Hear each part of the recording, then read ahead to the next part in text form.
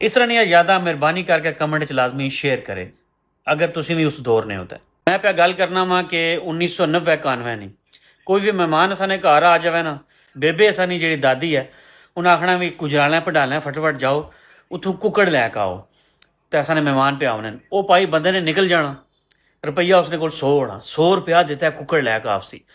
ਉਹਨੇ ਲੱਭਣਾ 2 ਘੰਟੇ ਲਾ ਕੇ ਕੁੱਕੜ ਨੂੰ ਲੈ ਕੇ ਆਉਣਾ, ਇਸ ਤਰ੍ਹਾਂ ਮਹਿਮਾਨ ਆ ਜਾਣਾ। ਮਹਿਮਾਨ ਨੇ ਸਾਹਮਣੇ ਫਿਰ ਜਨਾਬ ਆਖਾ ਫਲਾਣੇ ਹਾਜੀ ਸਾਹਿਬ ਕੋਲ ਜਾ ਕੇ ਨਾ ਮੁਰਗੀ ਜਿਹੜਾ ਜ਼ਬਾ ਕਰਾਇਆ ਉਹਨਾਂ ਨੇ ਹੱਥ ਸ਼ੀਰੀ ਹੈ। ਫਿਰ ਕੁੱਕੜ ਨੂੰ ਲੈ ਜਾਣਾ, ਉਹਨਾਂ ਬਿਸਮਿल्लाह ਕਰਕੇ ਕੁੱਕੜ ਕੋਣਾ, ਕੁੱਕੜ ਨੂੰ ਘਾੜ ਲੈ ਕੇ ਆਉਣਾ। ਫਿਰ ਨਿੱਕਿਆਂ ਨਿੱਕਿਆਂ ਸਾਰਿਆਂ ਨੇ ਰਲ ਕੇ ਨਾ ਉਹਨੇ ਖੰਭ ਖਾਣ ਲੱਗ ਪੈਣੇ। ਫਿਰ ਉਹਨਾਂ ਪੇਟ ਸਾਫ਼ ਕਰਕੇ ਕਲੇਜੀ ਪੋਟਾ ਦਿਲ ਠੀਕ ਹੈ ਜੀ ਇਹ ਸਾਈਡ 'ਤੇ ਰੱਖ ਲੈਣਾ। ਫਿਰ ਉਸਨੂੰ ਲੂਣਾ, ਖਲ ਨਹੀਂ ਲਾਣੀ, ਲੂ ਕੇ ਜਨਾਬ। ਫਿਰ ਉਸ ਤੋਂ ਬਾਅਦ ਬਣਾਉਣਾ, ਫਿਰ ਖੁਸ਼ਬੂ ਜਿਹੜਾ ਵਾ ਨਾ 5-7 ਘਰਾਂ 'ਚ ਜਾਣੀ। ਤੇ ਭਰਾਓ ਫਿਰ ਉਸ ਮਹਿਮਾਨ ਨੇ ਵੀ ਘਰ ਜਾ ਕੇ ਦੱਸਣਾ ਵੀ ਅਸੀਂ ਗਏ ਹਾਂ ਫਲਾਣੀ ਮਾਸੀ ਨੇ ਘਰ, ਉਹਨੇ ਬਾਂਗੀ ਕੁੱਕੜ ਕੋਇਆ ਹੋਇਆ ਭਾਈ ਜੀ, ਇਤਨੀ ਇੱਜ਼ਤ ਕੀਤੀ।